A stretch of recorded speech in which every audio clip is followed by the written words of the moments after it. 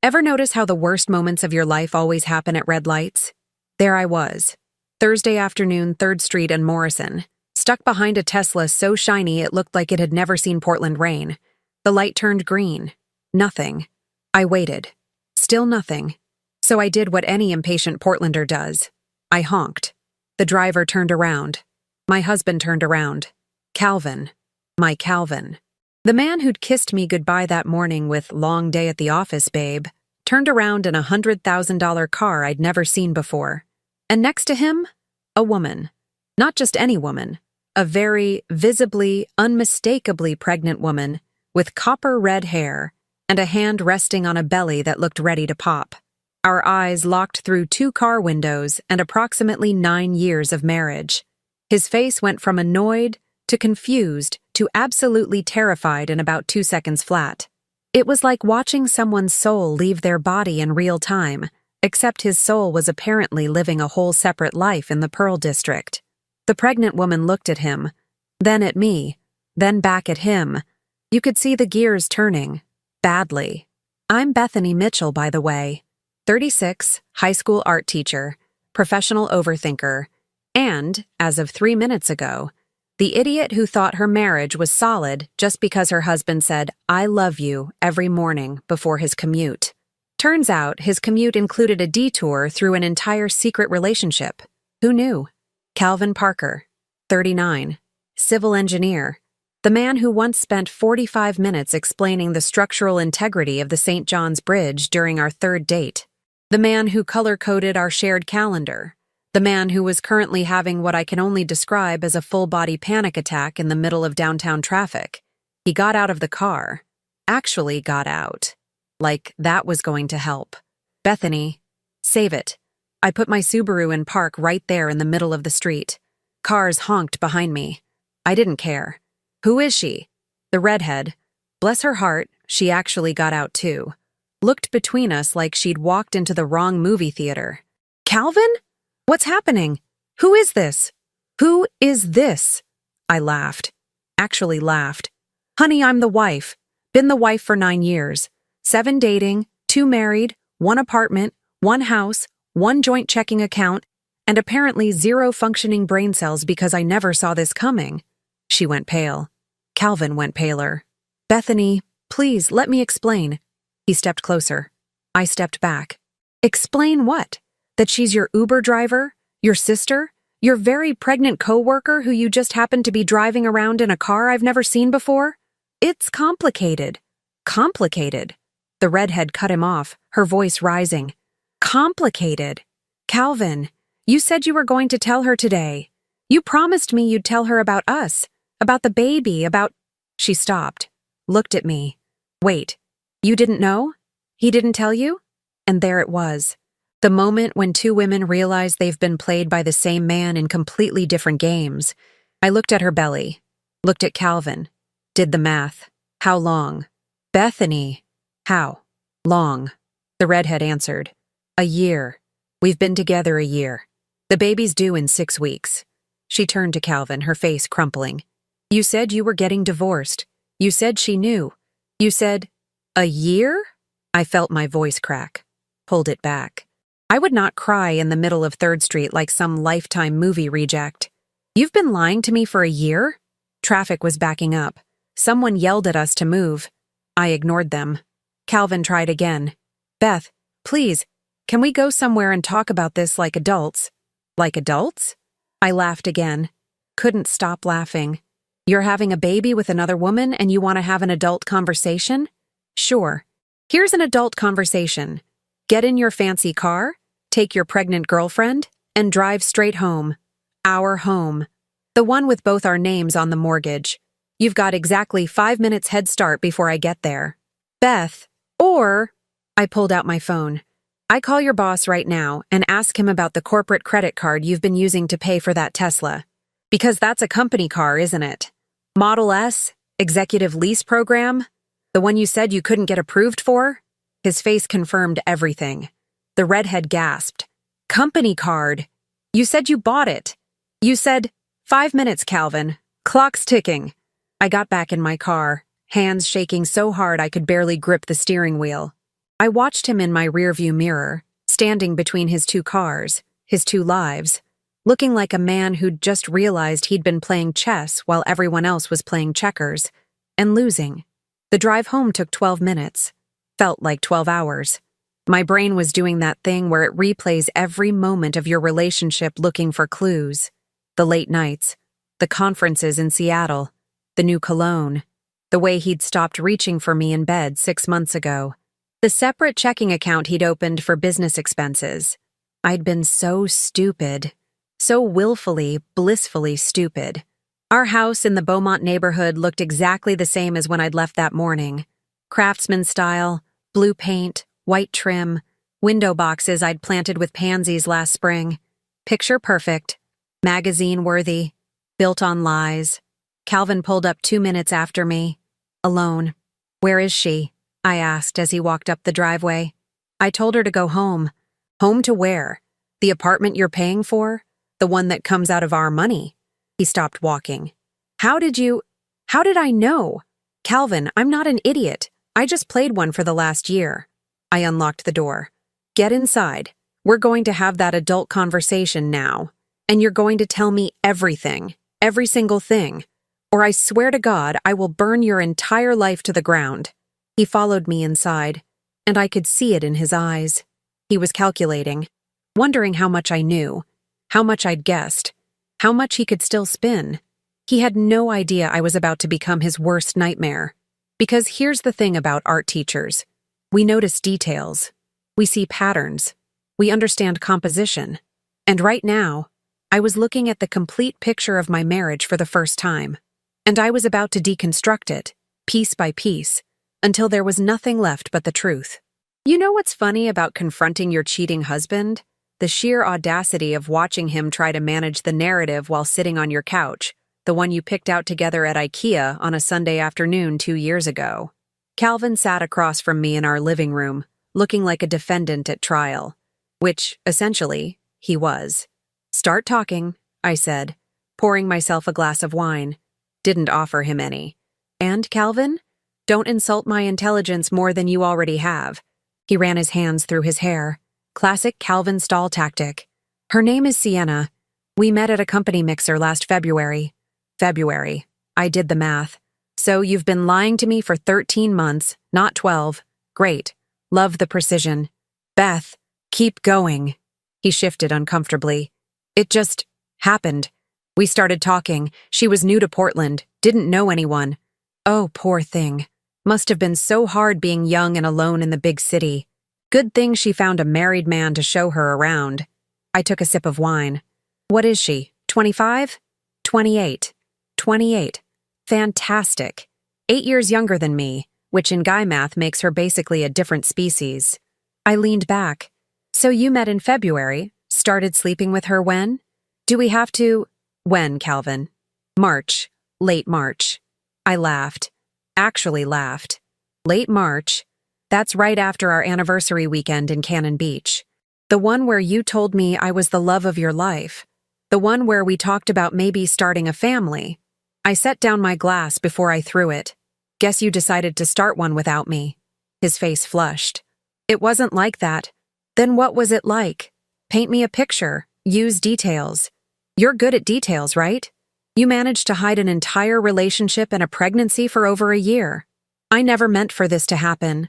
Nobody ever means for it to happen, Calvin. But somehow your pants ended up on her bedroom floor repeatedly for 13 months. Somehow you managed to coordinate schedules, rent an apartment, lease a Tesla, and knock her up. That's not accident. That's commitment. More commitment than you've shown our marriage in 2 years. He flinched. Good. The apartment, I continued. Pearl District. How much? $2,800 a month. $2,800. And you paid how? Silence. Calvin, we're going to play a fun game called I Already Know the Answer. How did you pay? Our savings account and some of the money your mom left you. The room went cold. My mother's money? The inheritance she left me 6 months before she died? The money she saved her entire life working double shifts as a nurse? That money? I was going to pay it back. With what? I stood up. Had to move. Had to do something with the rage building in my chest. You make $78,000 a year. You're paying $2,800 for her apartment. You leased a Tesla, and you think you were going to pay back $40,000. Were you planning to rob a bank or just continue stealing from me? It wasn't stealing.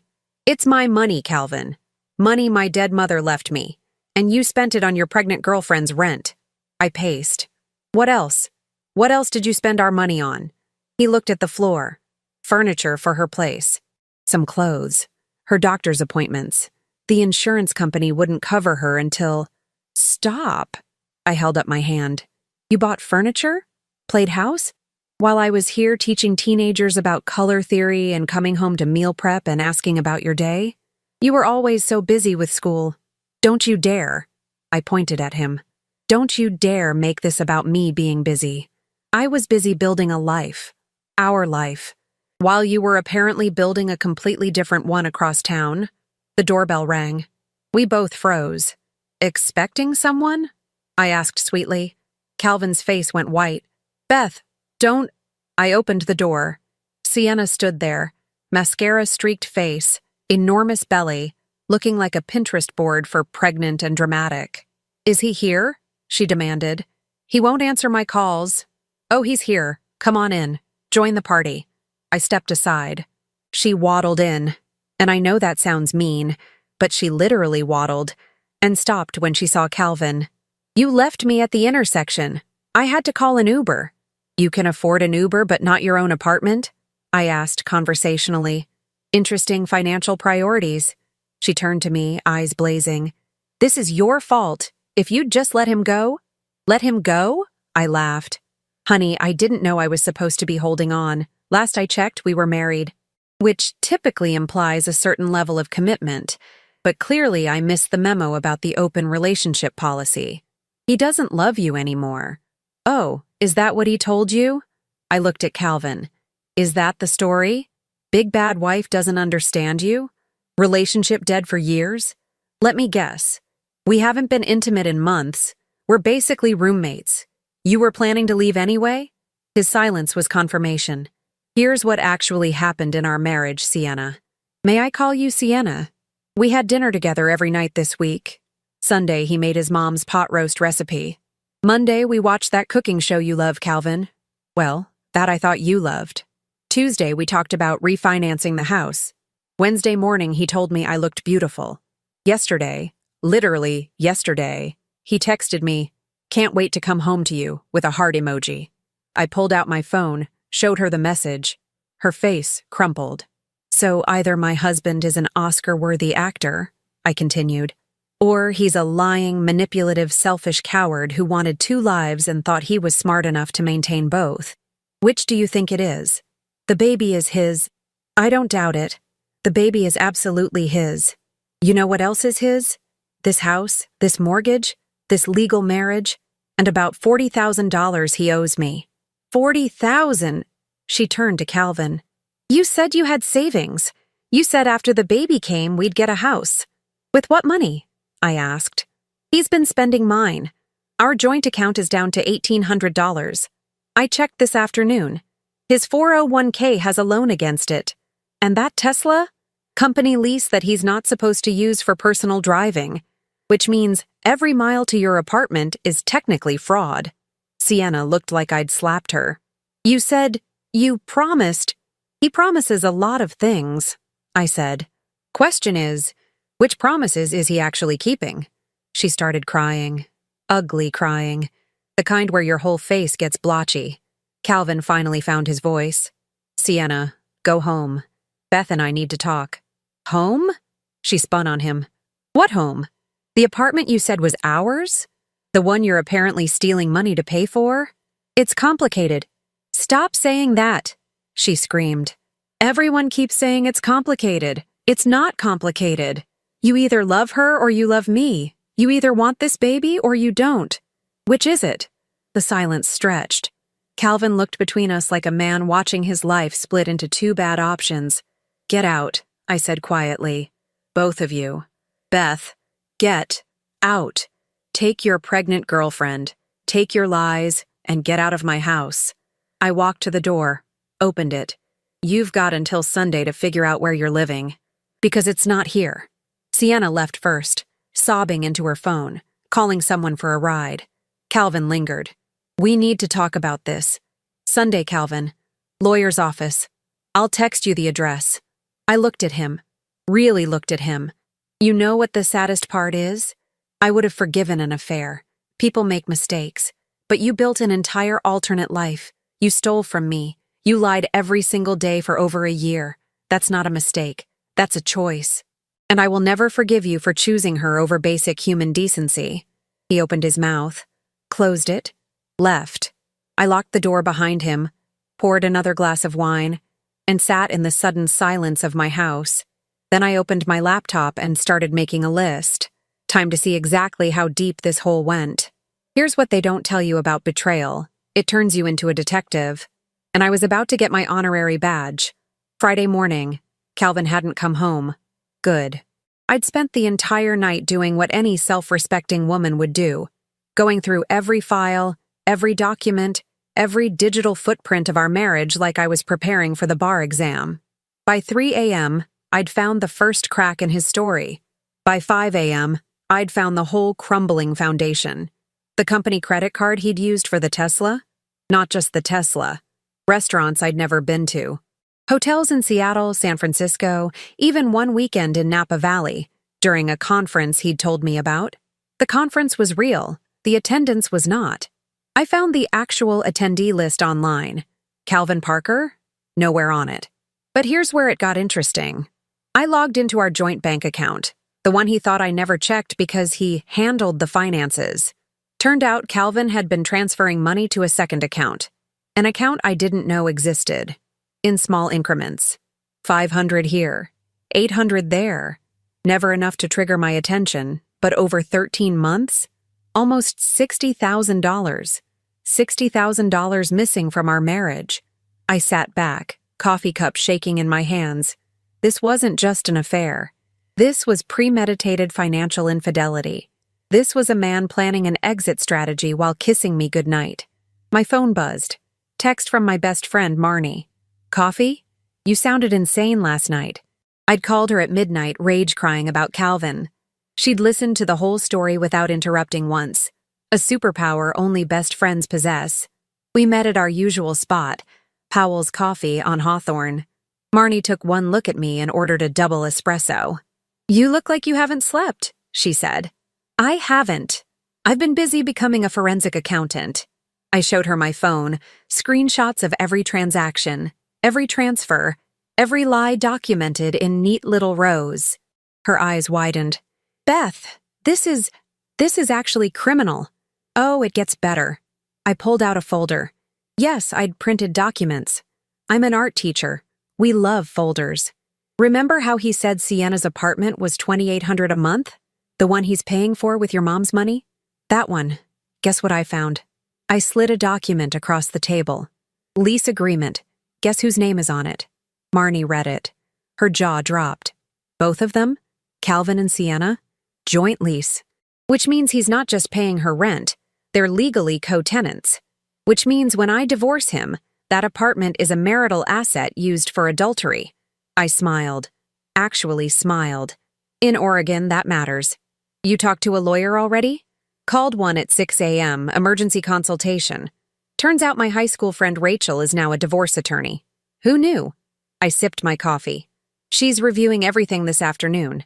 But here's the best part. You ready? There's more? The Tesla. The fancy Model S he's been driving around? It's a corporate lease, which means he's supposed to keep mileage logs. Company policy. For taxes. I pulled out another document. I called his office, said I was with the accounting department doing an audit. Very friendly, very helpful. You didn't. I did. And guess what? His reported mileage doesn't match his actual mileage. Not even close.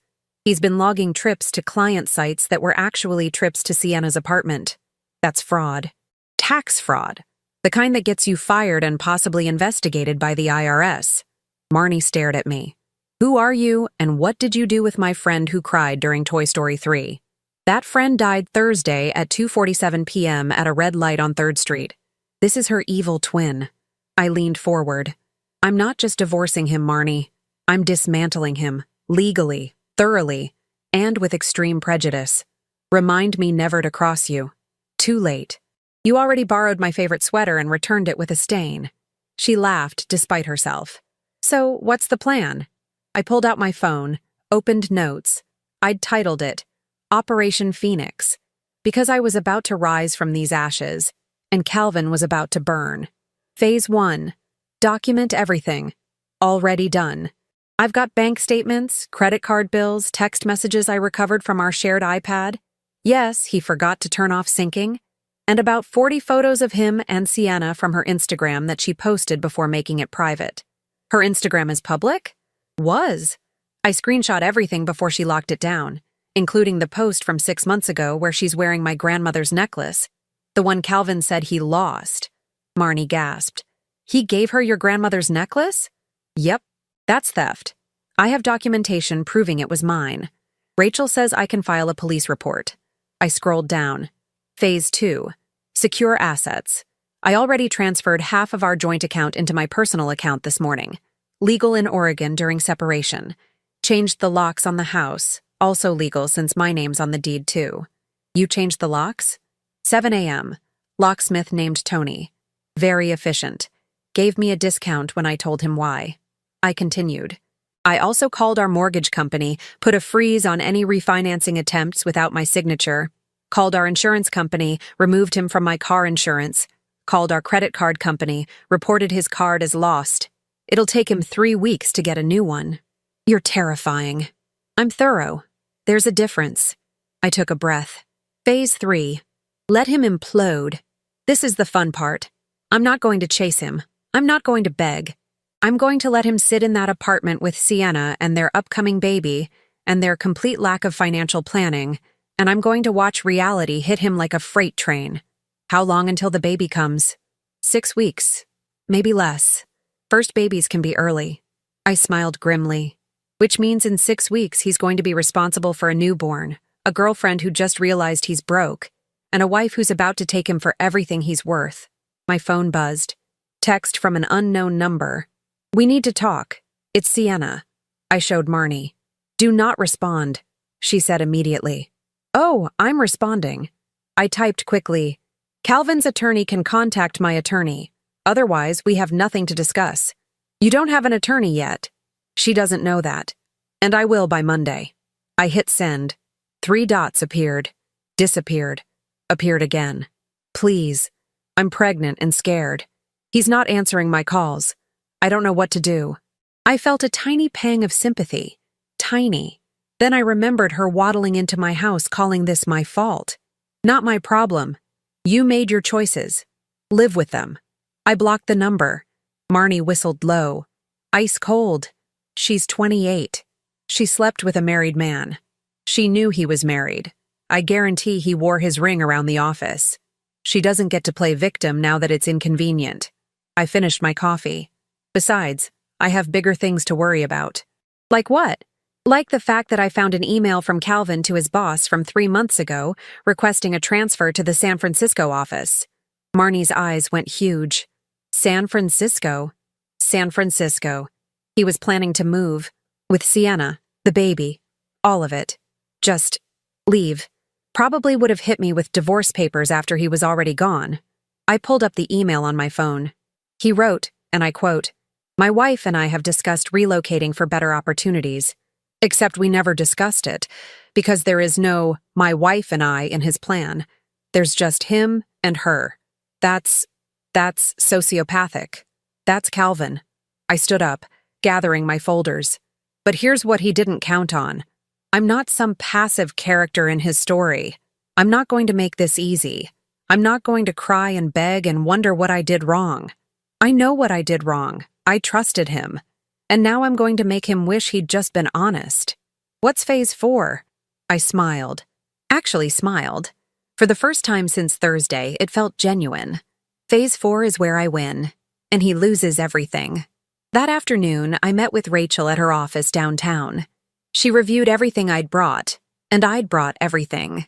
Bethany, she said after an hour of reading, this is one of the most documented cases of marital misconduct I've seen. You could teach a class. Art teacher skills. We're big on evidence and documentation. She laughed. With what you've got here, the financial infidelity, the misuse of marital assets, the tax fraud with the company car, you're not just getting a divorce, you're getting the house, full repayment of your inheritance, and probably alimony. I don't want alimony, I want justice. In divorce court, they're the same thing. She leaned forward. Here's my recommendation. File Monday. Fast and hard. Request immediate temporary orders freezing all assets. With the evidence you have, we'll get it. Then we sit back and let him panic. What about Sienna? What about her? She's not your problem. She's his. Rachel smiled. And when that baby comes and he realizes he can't afford diapers because you've frozen his accounts and he's paying back your inheritance, that's when the real show starts. I left her office feeling something I hadn't felt in 2 days. Powerful. Calvin thought he was so smart. Thought he'd managed everything perfectly. He had no idea I was 10 steps ahead. And the best part? I was just getting started. They say revenge is a dish best served cold. I say it's best served with legal documentation and a smile. Monday morning, 9 a.m. sharp, Rachel filed the divorce papers. By 9:30, Calvin had been served at his office. By 10, my phone was blowing up. I let it ring. I was in the middle of teaching a class on Renaissance art. Priorities. By lunch, I had 17 missed calls and one very long, very panicked voicemail. Beth, what the hell? You froze our accounts. I can't access anything. My cards aren't working. Call me back right now. I deleted it. Took a bite of my sandwich. Turkey and avocado from the deli down the street. Delicious. Marnie texted, "Did you do it?" Filed this morning. He's currently having a meltdown. I love this for you. So did I.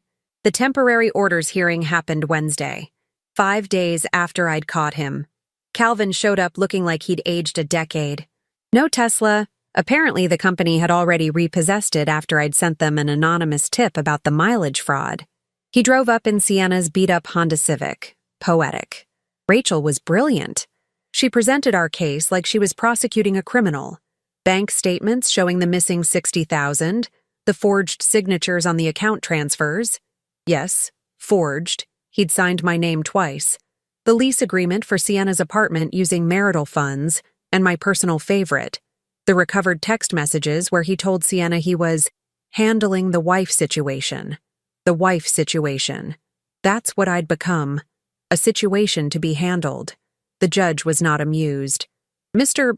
Parker, Judge Morrison said, peering over her glasses, you've misappropriated marital funds, committed fraud on financial documents, and engaged in what appears to be systematic deception. Do you have anything to say? Calvin's lawyer, a guy who looked fresh out of law school and utterly overwhelmed, tried to argue that I'd known about the affair and was just being vindictive. Rachel shut that down immediately. Your Honor, my client discovered the affair 6 days ago when she literally ran into her husband and his pregnant mistress at a traffic light. She had zero knowledge before then. The evidence supports this. Judge Morrison granted everything we asked for. Temporary full ownership of the house, full access to all accounts, immediate repayment plan for the stolen inheritance, and, the kicker, spousal support during the divorce proceedings. Calvin would be paying me $2,000 a month until this was finalized. His face went gray. But, Your Honor, his lawyer stammered, my client has a baby on the way. Should have thought about that before committing fraud, Judge Morrison said dryly. Next case. We walked out of that courthouse and I felt 10 feet tall. That was beautiful. I told Rachel. That was easy. He gift-wrapped this case for us. She grinned. Wait until the IRS gets involved with those tax returns. You reported him? I'm obligated to report suspected fraud. It's the law. She winked. Funny how that works. The real fireworks started 3 weeks later. Sienna went into labor. Exactly 3 weeks early, right on schedule with what the doctors had been warning about high-stress pregnancies. I know because Calvin called me at 2 a.m., desperate. Beth, please, I need money.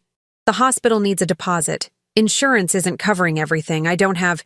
You have $2,000 you owe me this month. Use that. That's for rent. Sienna's landlord is threatening to evict us. Landlord? I thought you were on the lease? Silence. Then, she couldn't afford it after you ran out of my money to spend on her? I sat up in bed. Calvin, you made choices. Multiple choices. Over 13 months of choices. Now you get to live with them. I'm begging you. Remember when I begged you to be honest with me? When I asked you in February if everything was okay, and you said you were just stressed about work? When I asked in June if we were good, and you kissed me and said you'd never been happier? My voice went cold. I begged too. Difference is, I deserved answers. You deserve exactly what you're getting. I hung up. Marnie, who was sleeping over for moral support and wine, looked at me from the guest bed. Harsh. Necessary. I lay back down. He's got a corporate job and a college degree. He'll figure it out. I did. The baby came at 6 a.m. A girl. 7 pounds, 3 ounces. I know because Sienna's sister posted about it on Facebook, and I may have been doing some light social media stalking for research purposes.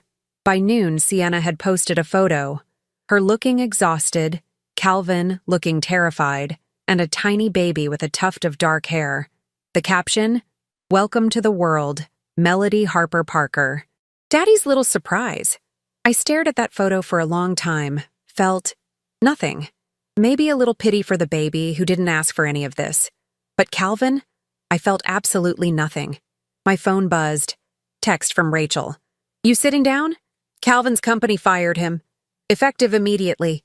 I sat down. What? Tax fraud investigation. They suspended him pending review 2 weeks ago. Remember when they took the Tesla? Well, the review finished. They found irregularities dating back 18 months. He's done. I called her immediately. He's unemployed? As of this morning, which means he can't pay spousal support. Oh, he still has to. Court order. He'll just have to figure it out. She paused. Beth, this is falling apart faster than I expected. His lawyer called me today trying to negotiate a settlement. What kind of settlement? He'll give you the house, repay the inheritance over 5 years, and agree to the divorce if you waive spousal support going forward. I thought about it. Calvin, jobless, with a newborn, and a girlfriend who was probably realizing what she'd actually signed up for. Tell him I'll think about it, I said. Give me a week. I didn't need a week. I needed 3 days. 3 days to watch Calvin's life completely unravel on social media. Because, yes, Sienna was one of those people who posted everything. Day 1 post. Overwhelmed but blessed. Being a new mom is hard. Day 2 post. When you realize babies are expensive and your partner lost his job the day after she was born. Prayers needed. Day 3. Post. Just a photo of her crying with the caption, I can't do this. That's when Sienna's mother got involved. I know because she called me. Actually called me. Someone must have given her my number. Ms. Mitchell? This is Linda Vaughn, Sienna's mother. What can I do for you? I'm calling to apologize. For my daughter, for this whole mess. She sounded tired. I didn't know Calvin was married when they started dating. She told me he was separated, going through a divorce. I would never have encouraged. Mrs. Vaughn, I appreciate the call, but your daughter is an adult. She made her choices. I know she did. But that baby is innocent. And right now they're staying in my spare bedroom because they can't afford rent. And Calvin can't find work because of some investigation. And Sienna won't stop crying. Her voice cracked. I'm asking mother to mother. I'm not a mother. But you could have been. Should have been. And I'm sorry my daughter helped take that from you. She took a breath. I'm asking you, woman to woman, is there any way to end this? Some kind of settlement? Calvin's lawyer says you're owed money and we'll pay it. My husband and I will take a loan if we have to. Just, please, that baby needs stability. I closed my eyes, thought about Melody, tiny, innocent Melody who'd done nothing wrong, thought about Calvin, who'd done everything wrong. I'll settle, I said finally. But here are my terms. Full ownership of the house, immediately. Full repayment of the $60,000 he stole, $45,000 now, the rest over 2 years with interest, and he signs the divorce papers with no contest. Done. Thank you. I'm not finished. He also writes a letter. Not to me, to keep for Melody, explaining what he did, every detail, why he lied, how he stole, all of it. So when she's old enough, she knows the truth about how she came into this world. Silence. That seems cruel. That seems like accountability. He doesn't get to rewrite this story in 20 years and play the victim. Truth matters. Even uncomfortable truth. I softened slightly. Mrs. Vaughn, I don't blame Melody. I don't even really blame Sienna. Calvin lied to both of us. But he needs to own what he did. Completely. I'll make sure he does. Then we have a deal. The settlement was finalized 3 weeks later. I signed papers in Rachel's office while Calvin signed them at his new apartment. A studio in Gresham he shared with Sienna, her mother, and baby Melody. Cozy. The house was mine. The money was being repaid. Linda and her husband had taken out a home equity loan. The divorce would be final in 6 months. I walked out of that office into a Portland afternoon that smelled like rain and new beginnings. Marnie was waiting in her car. How do you feel? Free, I said, and I meant it. What now? Now? I smiled. Now I live my life, the one I should have been living all along. We drove to our favorite taco place, ordered too much food, and laughed about absolutely nothing important.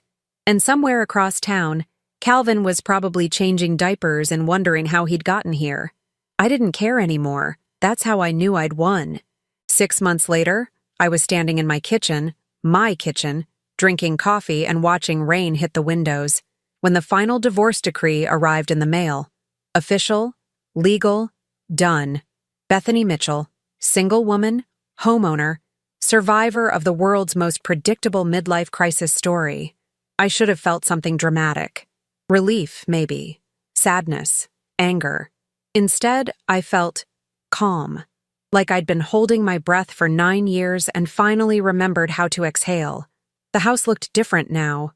I'd repainted the living room, that sage green Calvin hated. Bought new furniture, stuff I actually liked, not the investment pieces he'd insisted on. The bedroom had art on the walls now, my students' work, framed and displayed like the gallery it deserved to be. Turns out when you're not funding someone else's secret life, you can afford nice things. My phone buzzed. Marnie. Divorce final? As of 9 a.m. this morning. How do you feel? Like I just got paroled for a crime I didn't commit. She laughed. Drinks tonight? We're celebrating. Can't. Parent-teacher conferences until 7. Tomorrow then. No excuses. I smiled. Deal. The money situation sorted itself out better than expected. Linda and her husband paid back $45,000 immediately, and the remaining $15,000 came in monthly installments. Calvin picked up work as a contractor. Civil engineering firms wouldn't touch him after the fraud investigation, but construction companies were less picky. He made enough to cover child support for Melody and his share of the repayment. Barely. I'd heard through mutual friends, through Facebook stalking, that he and Sienna had split up 4 months after Melody was born. Turns out shared trauma and a screaming infant don't actually build a foundation for lasting love. Shocking. Sienna moved back in with her parents permanently. Calvin got an apartment in Beaverton with 2 roommates. They co-parented on a schedule organized by Linda, because neither of them could be trusted to coordinate anything without adult supervision. And me? I got my life back. Better than back. Forward. I started dating again in month 4. Nothing serious. A few coffee dates, one awkward dinner with a guy who spent the entire time talking about his CrossFit routine, one actually pleasant evening with a librarian named Marcus who made me laugh. It felt strange. Good strange. Like learning to use muscles I'd forgotten I had. Marcus and I went out 3 times before he asked, "So what's your story?" "Everyone our age has one," I told him. The abbreviated version. Traffic light, pregnant girlfriend, divorce, the works. He whistled low. "That's intense. How are you so normal about it?" "Normal?" I laughed. I spent 2 months crying in my car between classes. I burned every photo of him I could find. I may have egged his apartment once. Hypothetically, can't prove anything. Hypothetically. But eventually you realize staying angry is like drinking poison and expecting the other person to die. It just makes you sick. I shrugged. He lost everything that mattered. I kept everything that did. That's victory enough. Most people aren't that evolved. Most people didn't have a best friend who physically removed wine bottles from their hands and forced them into therapy. I smiled. Growth isn't optional when Marnie's involved. We didn't work out, Marcus and me. Different life goals. But we're still friends, which feels like progress. Being able to end something healthy without burning it all down. Turns out not everything has to end in disaster. Who knew? I ran into Calvin once, completely by accident. Target on a Saturday morning, because of course it was Target. He looked tired, older. He was buying diapers and baby formula, pushing a cart with one wobbly wheel. Saw me in the checkout line. We made eye contact. He looked away first. Good. I didn't say anything. Didn't need to. What was there to say? Hope fatherhood's treating you well? Karma's a wonderful thing? Thanks for stealing my inheritance and teaching me that trust issues are actually just pattern recognition.